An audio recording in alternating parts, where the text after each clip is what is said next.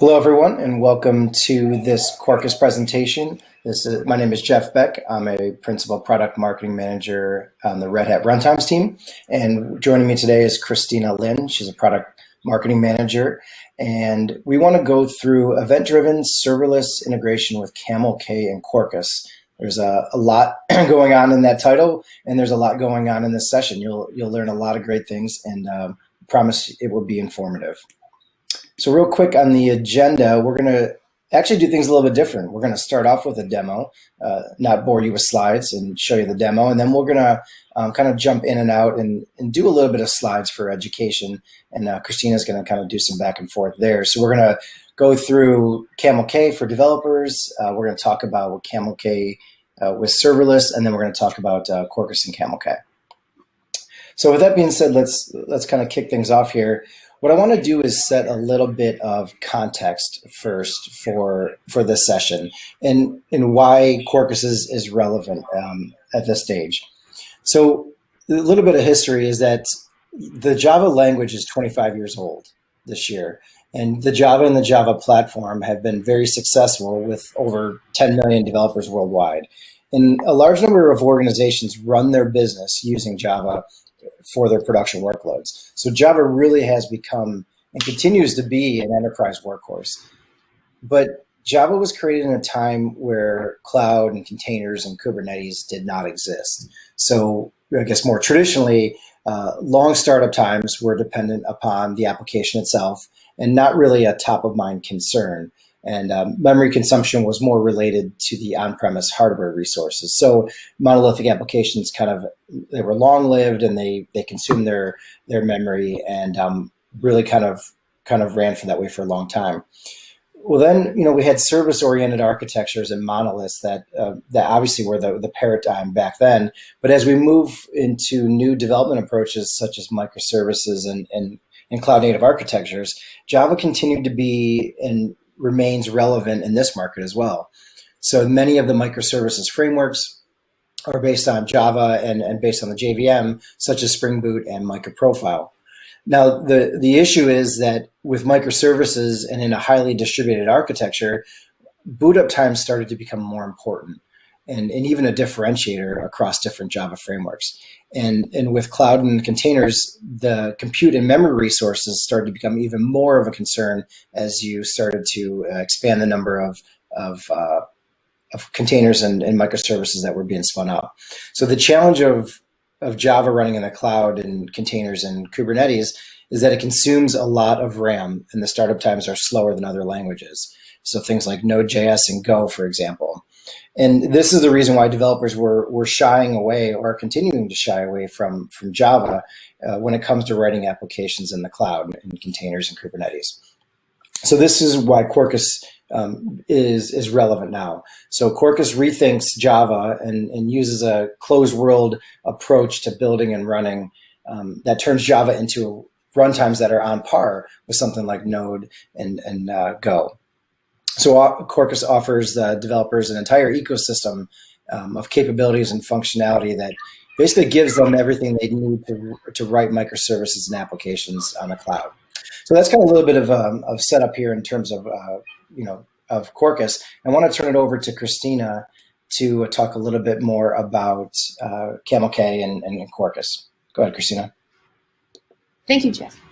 So today I want to start with a demo instead of going through a lot of slides to set you like a background of how Quarkus, Camel K, and OpenShift plus the Knative, which is a serverless application, serverless background framework, all works together, right? So the setting of this demo is based on the National Outbreak Reporting System.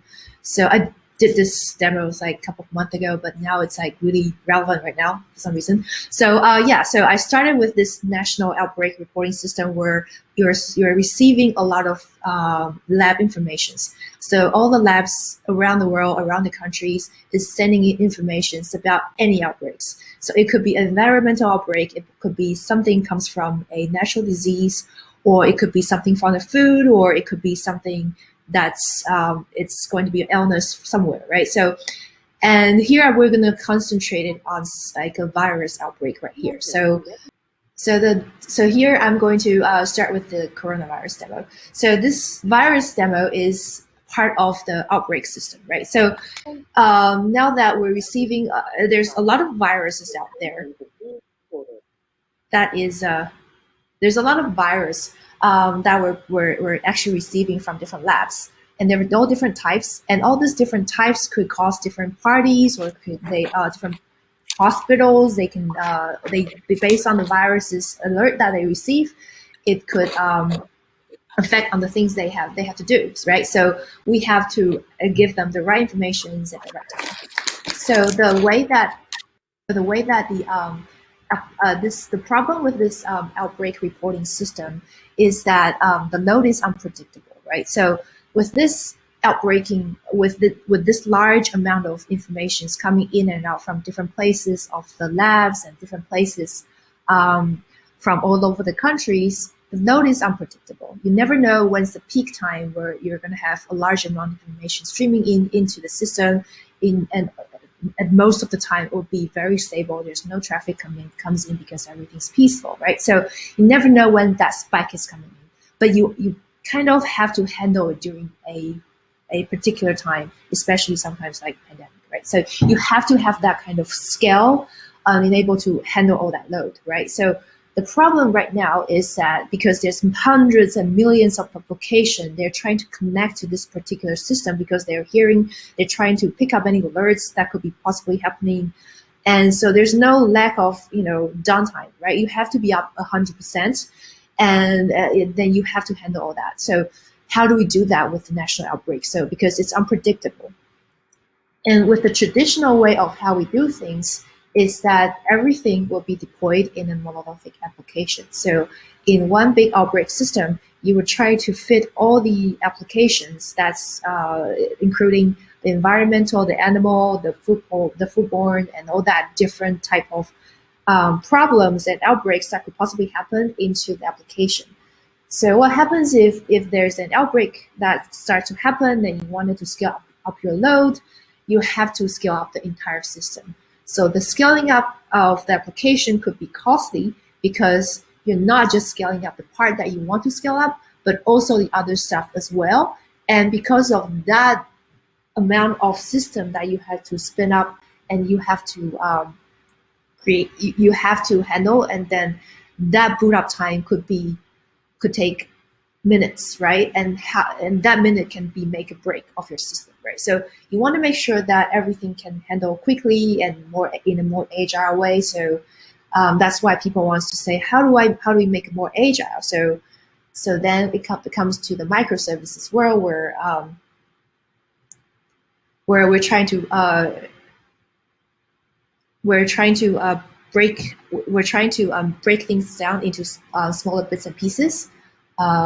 And then so that it's much more easier for us to actually spin up and then scale down the code, right? So I'm seeing a missing slide, so I'm just gonna go ahead and share my screen. So the way that we can handle it is the way that we can handle this is that we can break down into microservices. So instead of deploying everything into a large monolithic application, you can split things down into smaller bits and pieces. So that will result in a much more different way of handling application, right? So the way that the developers can handle things are much more quicker, because instead of making sure that he or she didn't break anything during the update of their code to handle a particular new disease or new outbreak, they don't have to have that fear of breaking things down, right? Because everything is separate and they're all should be isolated from each other's failure, right? And the way that you can handle it is that when you scale things up, it's much more easier because they are containered, and all these microservices are deployed and containerized into a separate piece. So all they need to do is just scale up the piece that they want to scale up. So whenever they want to start up something, that's easier, and that can be just that specific place. And the boot up time, because you're actually starting up a small application, so boot up time will be much more quicker. So you will be able to scale them up and down, right? And the way that you can connect all these pieces together is not a large, big monolithic application where you're just calling it within your code. You have to call them in some ways. So event-driven is kind of the way that we ask people, or it's kind of that we see people are doing right now, because it just scales better and it just makes your application modularized better. Because the way that you can publish an event and then all the related party can react to that event instead of passing the request from one place to the other and waiting for the response, then it's populated right in the instance, and they can be very reactive in terms of that. And because of that, you will be able to adapt serverless, right? Because if you're not using things, if you have that capabilities, you can actually scale things down to 0 if you're not using it, and then scaling it back up when you needed that. So that was the demo that I want to talk about. So this new virus or coronavirus demo alert is that we want to make sure that we're receiving labs informations, and this lab informations will then send to our system, and then it's going to send to different places. It's going to do some analytics and then determine if it's a alpha virus, MERS virus, or something that we don't know, right? So that was that, and then let's go back to let's go to our system right here. Right here, you see a dashboard that's waiting for the viruses to come in. And then what happens now is I have a couple of applications that's handling different services, right? So this one's handling the alpha virus, this one's handling MERS virus, and this one's handling anything that's unknown to us, right? And then it's going to display it. And with this display, it's just generating, it's just receiving contents and then displaying it so the partners would know and things like that. Right? You can also dispatch that to different partners and stuff like that. So you can do that. So what I'm going to do is I'm going to kick off a simulator, and this simulator here is going to simulate the lab. It's going to simulate the lab informations, and it's going to start sending in a lot of simulated lab instances, right? So let's take a look at that. And this dispatcher here is the thing that is going to determine what is going to be of alpha virus and MERS virus and things like that. So this one is going to be like that. And then I'm using a Camel application that's going to run it. And with this one, I'm going to send it into a simulator. As you can see, let me show that to you. So take a look at the dashboard here.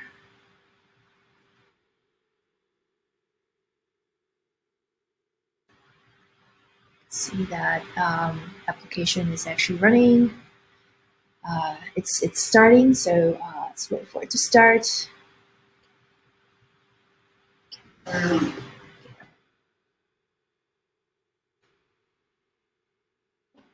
It's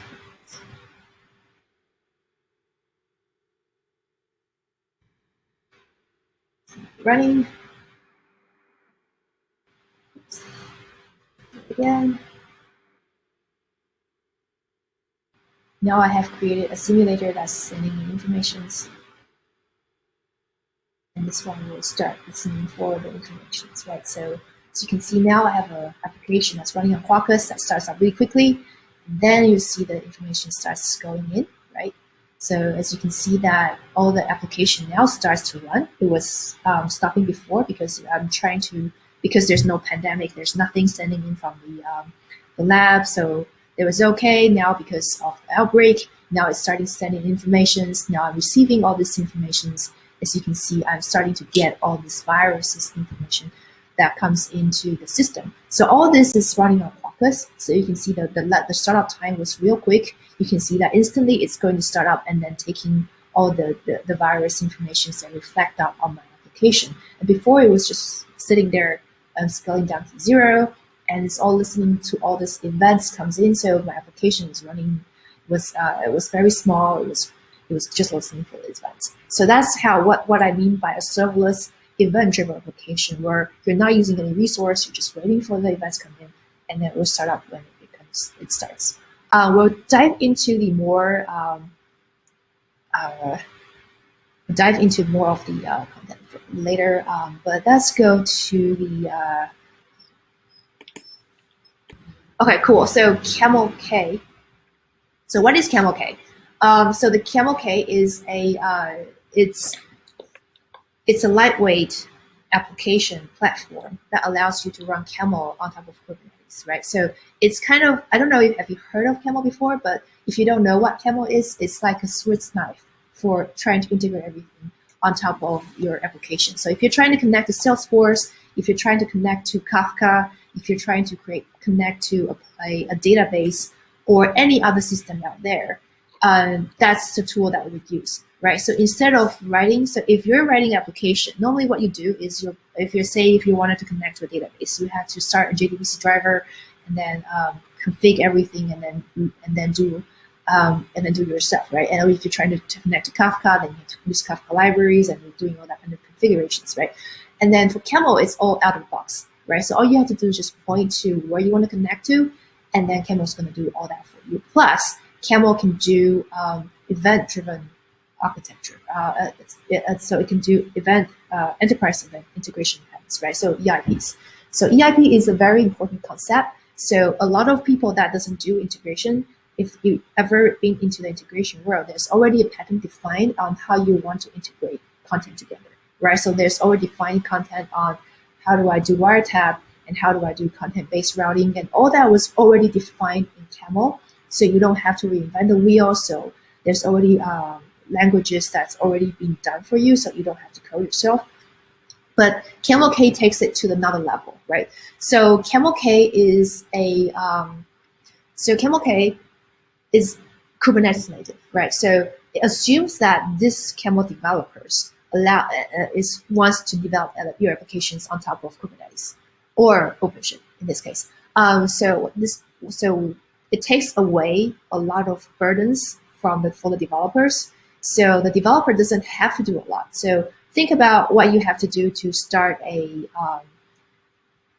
Java project. First of all, Maven, Gradle to define the dependencies, and then you write your application, and then you do deploy, and then you're trying to do a build, trying to put your application, containerize your application, and put it on top of Kubernetes or OpenShift, right? But Camel takes away all that trouble, right? So for you as a Camel developer, what you need to do is just to write an application and then push that onto Kubernetes, and it's going to do all that dependencies. It's going to deal all the dependencies for you, and it's going to create the content for you, right? So that's what Camel does.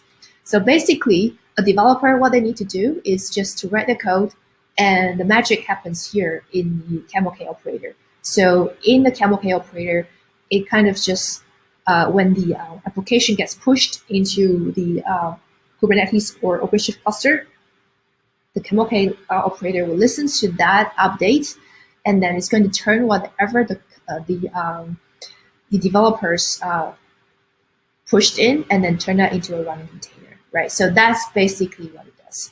Let me do a real quick date. So let's go ahead and do it. Just share.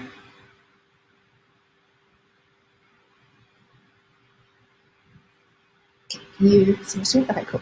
Yep. So I am going to start. I'm going to stop this simulator, right? So what I'm going to do is I'm going to demonstrate how to write a Camel application, right? So for this, I have a application. So here I'm going down to demo project. Where's my demo?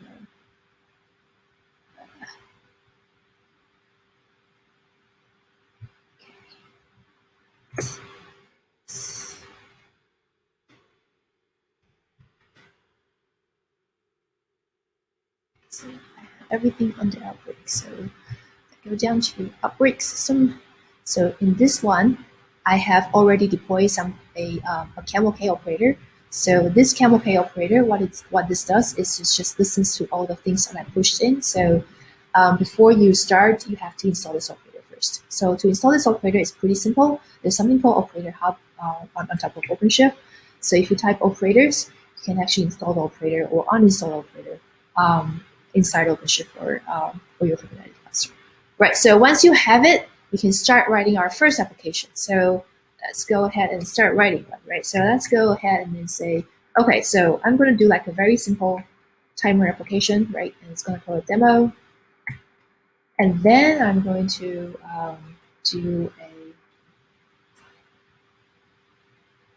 a simple, let's do a fixed rate. Let's do a fixed rate. And then let's make it to true. And let's do it every second. Let's say, so let's do that.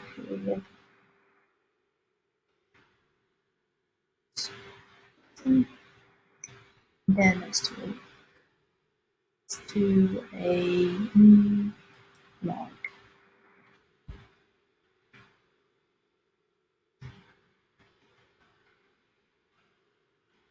Right.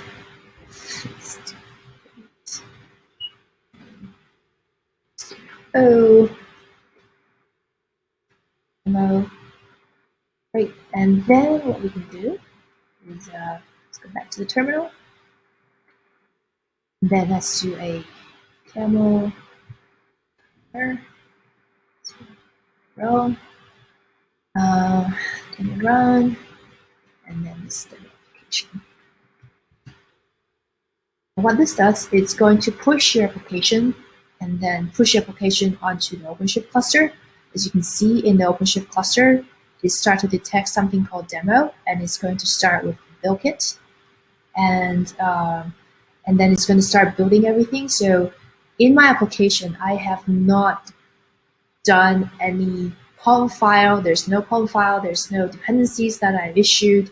I don't have to specify what kind of libraries I need to use and all that kind of stuff. All I have to do is just write, I wanted to write a code. And then I'm going to start a timer, and this timer just writes log every second. That's what I do. And what happens here is the Camel operator is going to grab my code. It's going to look through my code and see what dependencies that I need inside Camel, and it's going to start grabbing all the things that I need to run this application. And then once it's run, once it's built, it's going to grab everything and start getting the base container, base image, and try to containerize everything, and then push that into my application, into my namespace, right? So it start building, right? So let's see what's the status of my build. So you can also see them in the build. See them in the build right here, and we can also see there's logs. Oops, I have included something that I not yet need. So let's do that. Do that again. So something that's really fun is that you can have, I have set this into a dev mode, so I can instantly update my code and it will get pushed onto the, it's going to be pushed onto the cluster while I'm editing it, and it's going to be flagged right away, right? So now it's kind of, it get my application, and then it's going to start the hello world, hello demo. Now it's actually writing it. So that's what Camel do, right? Camel does things real quick, and that's a very quick way. That's a native way of how to do things. And with that, I want to pass on to Jeff, and you can talk a little bit about Quarkus, and then I'll come back with how Camel K run in Quarkus. All right, thanks, Christina. Do you mind passing back? There we go. All right, so Christina talked a little bit about Camel K, which is the Swiss Army knife for doing integration work on Kubernetes.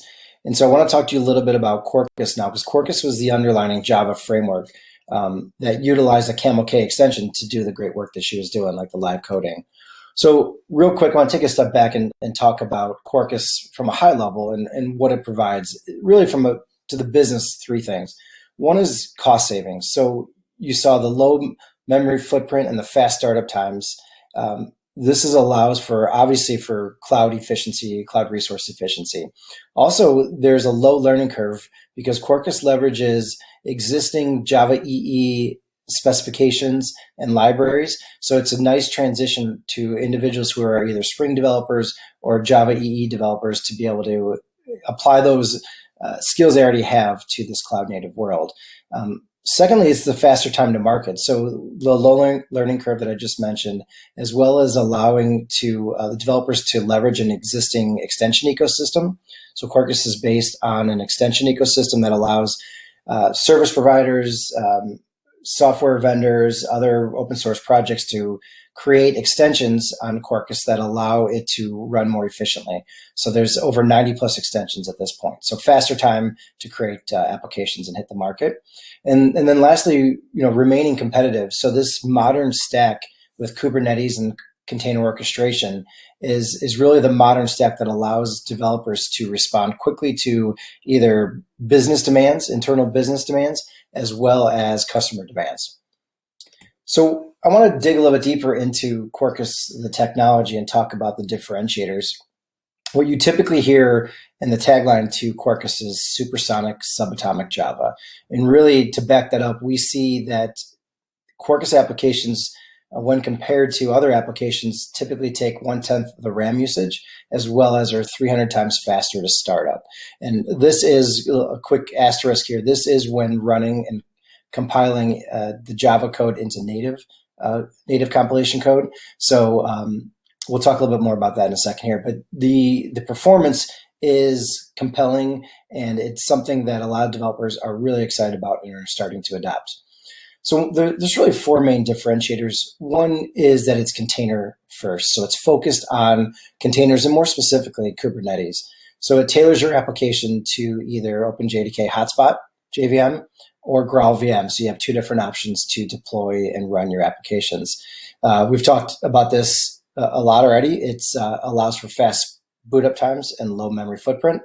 And which we'll talk about this soon here, is that it's a great fit for serverless, as you may imagine. Obviously, being able to spin applications up quickly and responding to transactions or events, it's a great fit for that.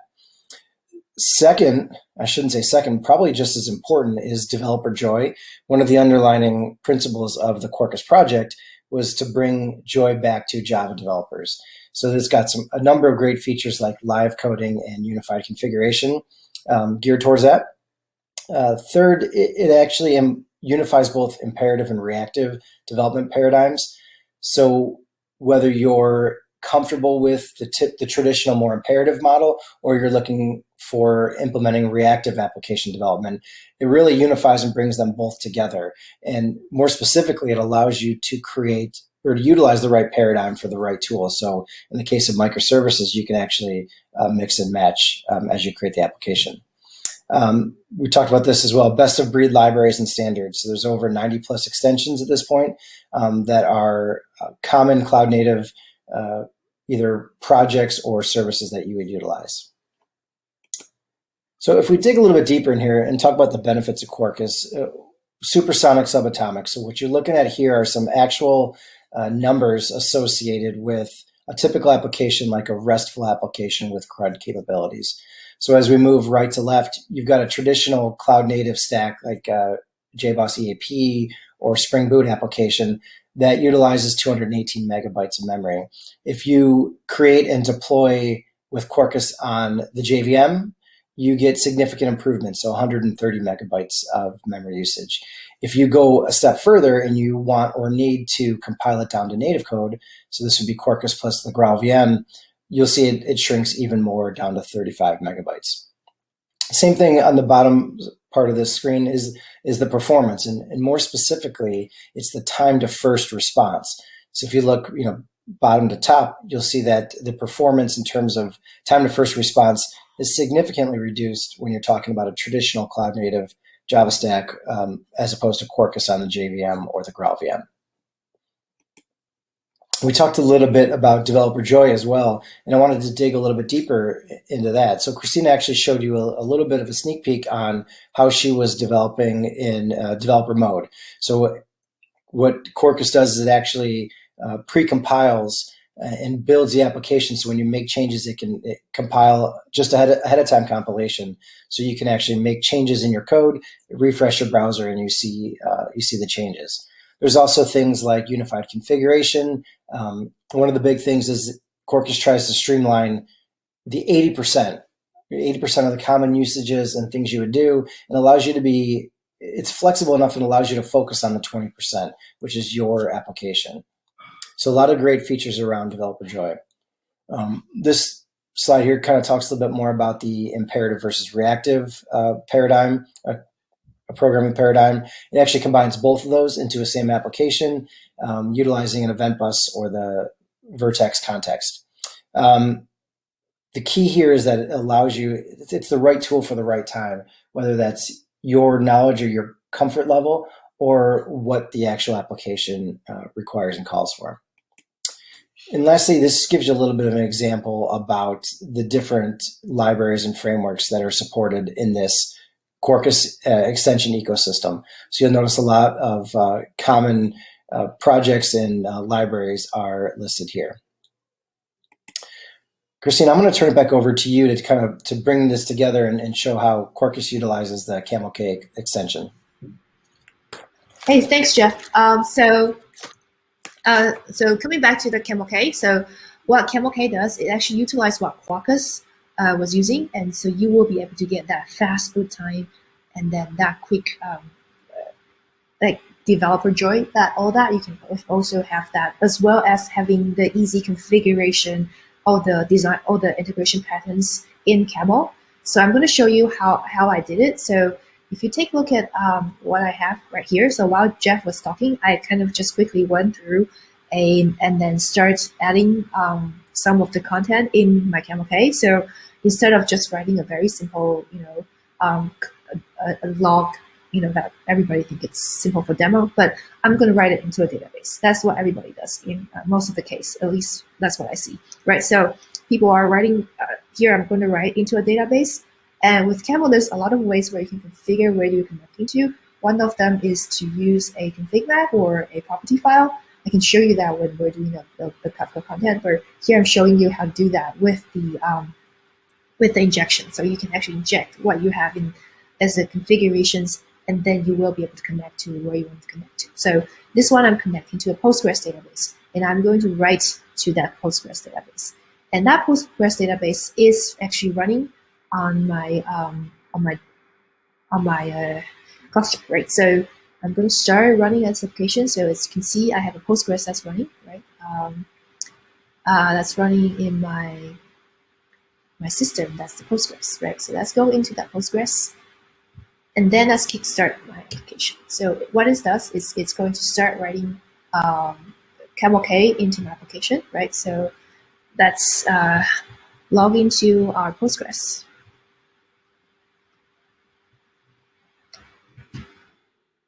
And then select from demo, because demo is the table that I insert my content from. So yep, I'm inserting a bunch of Camel K there, right? So okay, so instead of just writing to Camel K, I'm just going to say hello, update, and it's going to update the content for me from now onwards. So now it's going to start saying hello. Oops, did I change that here? No. Sorry. Hello. Update again, so you get to see the latest update of my content gets pushed into the container, and that will reflect on the content that has been inserted into the database. Just delete everything that I have.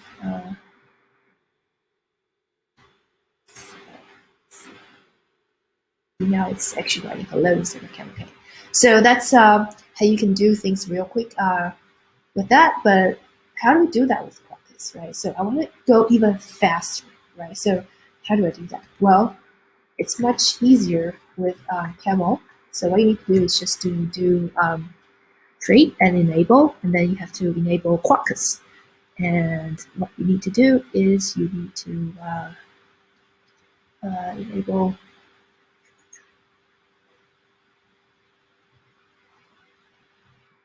Quarkus. Enable true.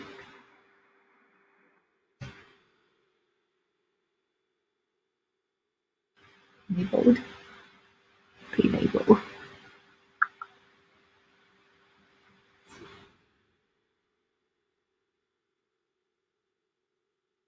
Now it's going to deploy in a different place, in a new way. So now I have a Quarkus running. So Quarkus starts up a lot faster than the traditional one, right? Because I'm trying to connect to a database.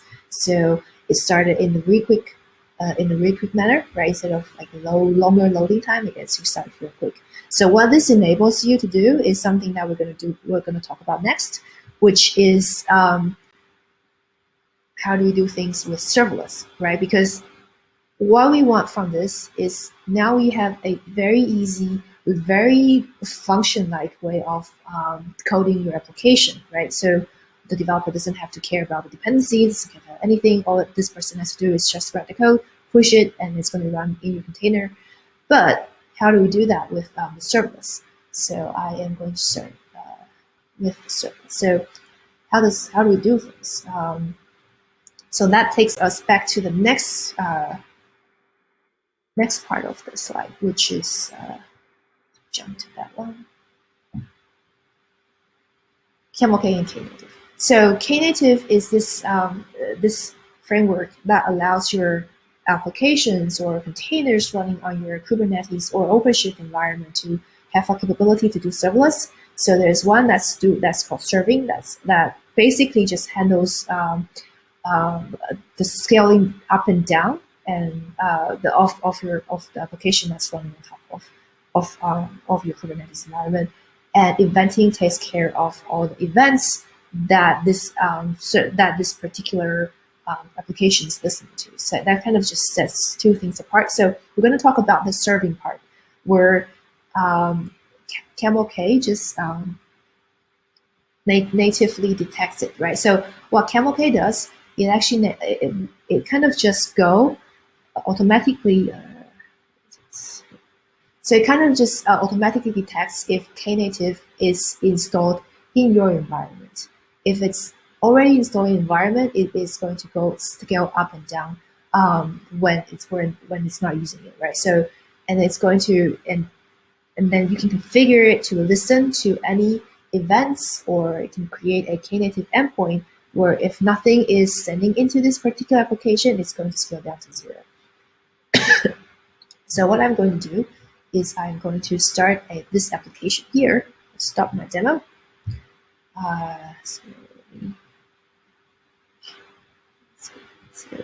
So what happens now is I want to what Knative is serving is it's basically it's going to create a Knative service. So when your application starts running, your Camel K application starts running, it's going to create something called Knative service for you.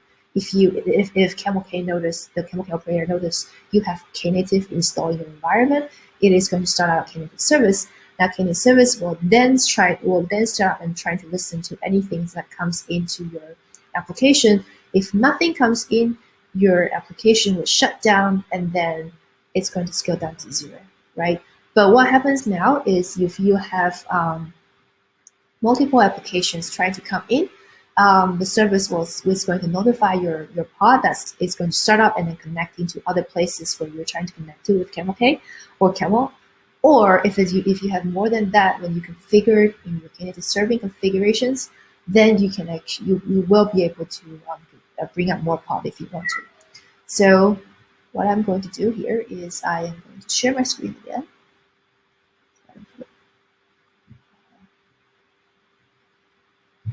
So this is my application here. So I have a handler, right? So coming back to my demo, I want to create a handler that's going to, because we have a new virus. Remember that outbreak reporting system that we have, right? So we have a lot of unknown system that comes into my unknown events comes into my system. So then I figure out there's a new virus comes into my system. So what can I do with that, right? So how can I want to handle that, right? So how can I quickly spin up the application? So for a Camel developer, that is going to be very easy, right? So you are going to start an application, right? And then with this one, you can start listening from a Knative.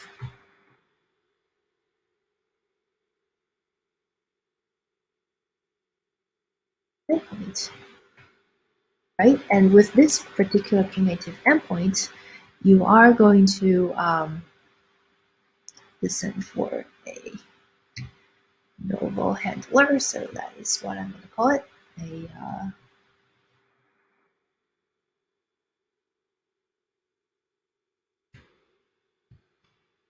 We call it a event. So it's going to listen to all the Knative event that's coming into my system, and then I'm going to let's do a Marshall. I'm going to process this information. So that's something came out of the box, right? Or I can just do a log. Maybe let's just do a log. You know what? Let's just do a log. That's easier. Run out of time. Let's do that. And then let's just print the body.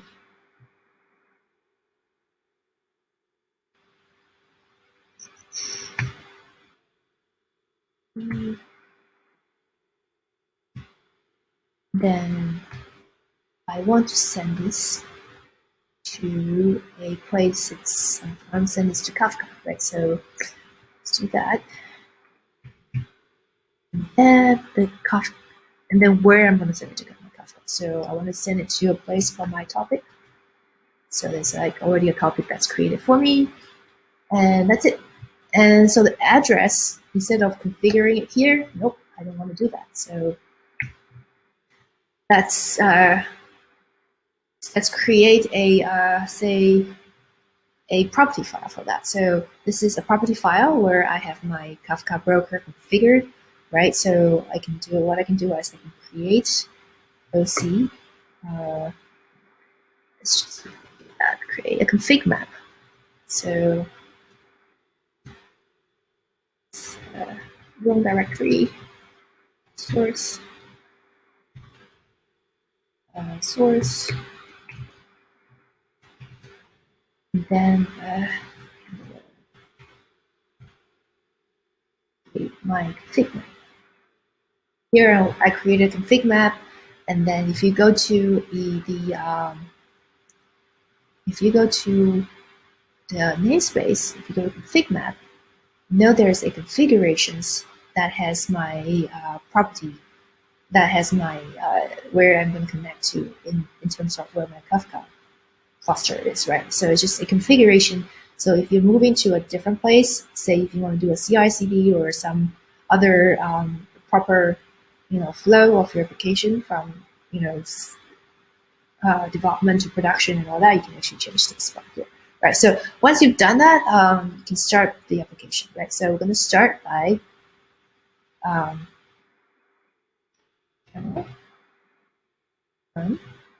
and then I'm running this particular application, but I also want to make sure that this is incorporated. We're using this config map, so I'm just telling you config the application that I want to create a handler that is listening to the configurations, right? So to listen to all the events coming in, right? So what happens now is you can see that it would actually start to back here. It would actually start to create everything. So to the topology, so layers, integration, operators. So see that the novel is starting to build, right? So it's starting to build, pulling in all the things that I need. So as you can see, it's actually starting to pulling in and trying to create all this a Knative service. You can see here, I have a couple of different services, right? So I have alpha service that's actually a things I'm listening from Knative event, right? So now you see it created a Knative service. It's for novel handler, so it's trying to listen to all the events, right? So it's waiting for, it's actually waiting for the application to come up. So go back to Camel application right here. You can see now it's actually running, right? So it's now actually running, but because there's no load coming in, right? So let's see that it's actually running here. So where's my novel? Right here. So this one will also talk to my GUI, right? So if it's not running for a couple of minutes, it is going to shut down because obviously no one's calling it, so it's going to shut down, right?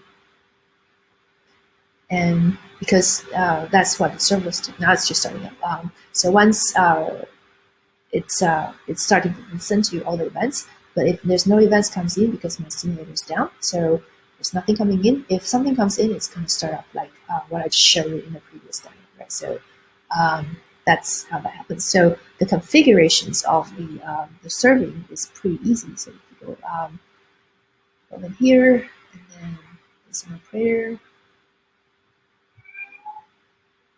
shift serving configurations is here. So here I can actually set like source. Here's my serving.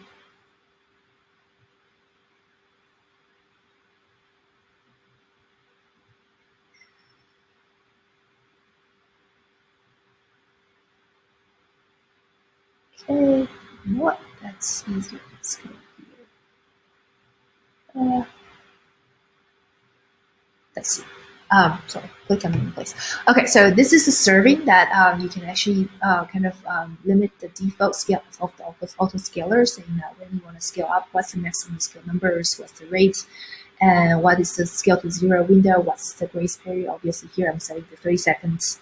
So all these things you can configure in serving is available in the serving CR, so you can actually do that here. So once you do that, it is going to, Camel K is going to automatically adapt this settings and then scale back down to 0 according to the setting here, and scale up to multiple if you have multiple pods registers. So if you go back to this one, if you go back to the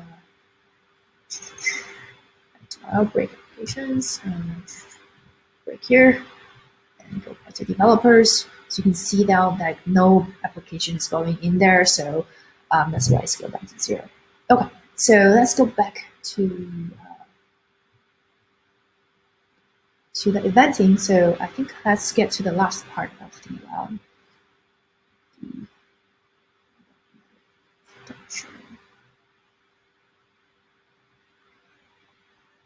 hopefully everybody can see the slides.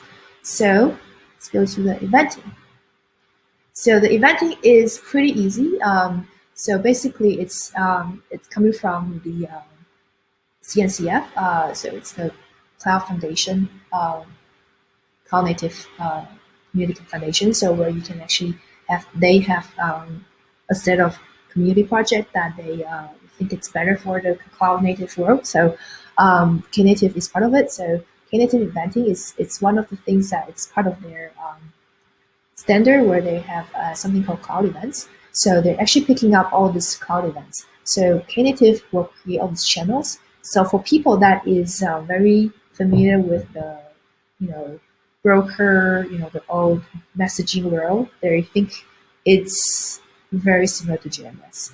Actually, I personally don't think there's a much bigger difference between a JMS other than, it's a cloud native event, a cloud native message. Right? It listens to any cloud event. So it's actually any events that comes into the system, it stores that into a channel. So a channel can be in-memory channel, so it will store that in memory place, or you can configure your channel to be in Kafka, right? So to set it into Kafka, so all the cloud events comes into the channel will then be stored into Kafka, right? So what Camel K does is it actually can listen to all the channels configured in your system. To configure a channel in the system is pretty easy. So what you need to do is just go here. All right, so what you need to do, so this is how you can do that with Camel. So to create a channel is pretty easy. So this is how you create a channel. You can just do this is very simple. Just set up a CR inside your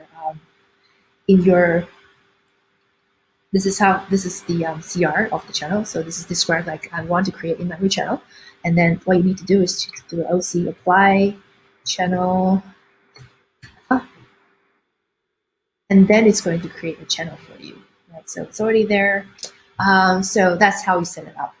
And then what you would do is you would probably want to listen to that particular channel, right? So I want to set up a novel channel, right? So OC apply novel. I already did that. Let's do it again. OC apply. So this one would send all these informations into a novel channel, and with my application here. So instead of listening from endpoint, I'm going to listen from this particular channel. So this is the channel that I'm listening to. Novel handler, right? So I wanted to send it to event, and then just send it off to Kafka. That's what I do, right? So that's what happens here, and then I am going to run it again.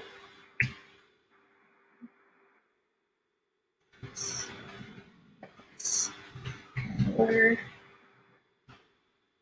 Play it again, so it's going to do update, and then it's going to start listening. So as you can see in Camel, there's not much you have to do, so it automatically will detect what it's going to say. So this is pretty self-explanatory here. So it says, I'm going to listen for event from Knative, and the name of that channel is normal handler, and that is what we created as a normal channel handler.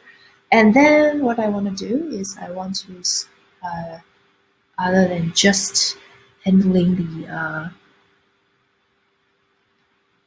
different places, I want to also handle the new virus.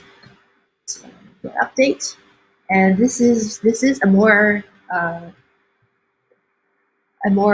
real life content that I have right here. Is that you would have like a real life Camel application that is doing Marshall and Marshall. So you actually analyzing the content, and then so basically you're doing some kind of transformation. That's mostly what you do in integration, is that you do transformation of the data itself, and it does some routing. So you can actually send it off to different places based on the content of your input, right? So it's actually reading a JSON content and then trying to send it off to different places. Say for instance, if it's something to do with the virus, it's going to send it off to a novel handler, right? So that's what happens here. So then I'm going to start that application again. So to run that again.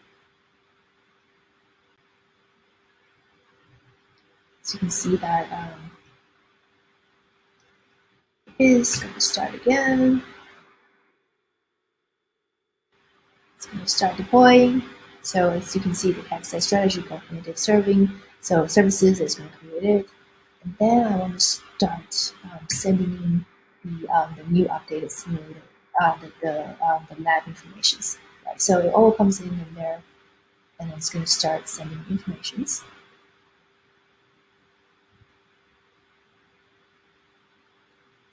Right?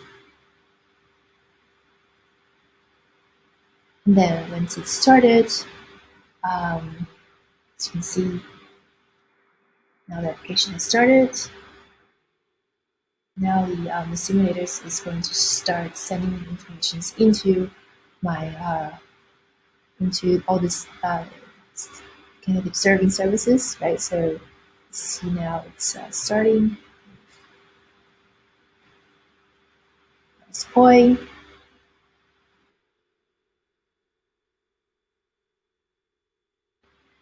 And once it finished deploys, it's going to start up all my handlers. Let's go refresh this.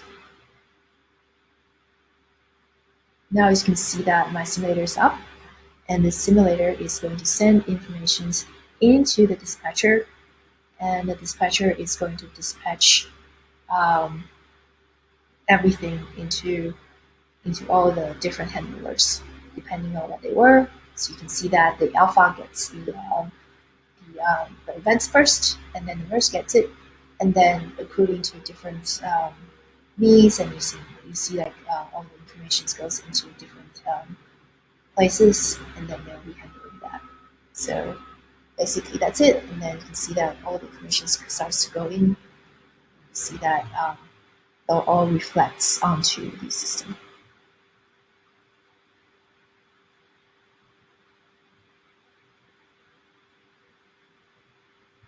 Right. Okay, so going back to the slides. So the takeaway of this entire demo is pretty simple. So basically, what I have done is using Camel K on Quarkus to develop a bunch of very simple function-like applications, right? So I would say they're just functions. So that function that does all the integration works. I really like this particular slide because I think we're not moving away. So I'm not saying serverless is bad. I'm not saying microservice is old. What I'm saying is there's a place for different application, right? There's a better way to deploy and the better way to categorize how and write your application. So for long-running applications and for larger, more complicated systems, there's a need for service. I think obviously you're not going to lose them; they'll still be there. And then you would have microservices. They emerge from the service, but if it's easier to break them down, if it makes sense for them for a developer to maintain them much more quicker, and to break them down into smaller bits and pieces so they can be more independent. That is good. So you would have microservices. And the way that I think microservices it's a longer path for people to adapt is because of automation, right? You need to have a lot of automation built around microservices in order for it to work like service, right? So when you go onto that path, you find that all your microservices running, everything's automated. That's great. So the next step is, how do we make sure that we're optimizing the resource usage of my system, right? So that's when you start thinking about serverless, and that's when you think about, how do I build functions? So what you can do is you can take a look at what you have in your microservices. Does it make sense to take it out and turn them into serverless, right? So for that, Quarkus is a best platform to do that, because for serverless application, it needs to have a super fast boot time, because you don't want to have that 1 second or 2 seconds or even 10 seconds of delay of your application. You wanted to see it up real quick. So that's the base platform you have to have in order to achieve that serverless event-driven type of system. And then you can have Camel K on top of it, because Camel K enables users to quickly develop application without all the needs to deal with dependencies, the needs with understanding containers, all that kind of stuff. It just kind of makes things a lot faster. So this next slide kind of explains how each technology falls into different places, right? So in OpenShift is the foundation where you're going to build all your container, where you're going to do all the container orchestration, where it's like for me, it's the old app server. It kind of just just need that, and then you can have Kafka, or AMQ Stream is the Red Hat's version of Kafka. I think the best of what Stream brings is you can have a very easy way for you to deploy things on top of Kubernetes environment. So you can have Kafka running in no time on top of OpenShift or Kubernetes, and also AMQ Broker if you need it. So that kind of allows you to build that foundation for event-driven, and then you can start building your microservices. So the microservices itself can run using Camel K or Camel K on Quarkus. So you don't have to have Knative. You don't have to make it serverless, because sometimes it makes sense for a long-running application. If it's 24 hours, everybody's calling you, why make it serverless, right? So you want to have that. But for a lot of application that is not used, in our case, is the outbreak system, because it's not every day you're going to have outbreak, right? So you want to have that capability for it to scale down to 0 and scale up when it's needed. So that makes sense for serverless or a batch system or anything like that. That would make sense. So for that, I want to turn it to Jeff for the Quarkus series, next Quarkus series. Yes, thank you very much, Christina. That was a great demo. If you enjoyed this presentation, we have a number of other ones as well. So we did a serverless with Quarkus and Knative, as well as a Kubernetes native process automation using Cogito and Quarkus. So take a look and look out for those. And wanted to thank you for joining, and have a good rest of your day.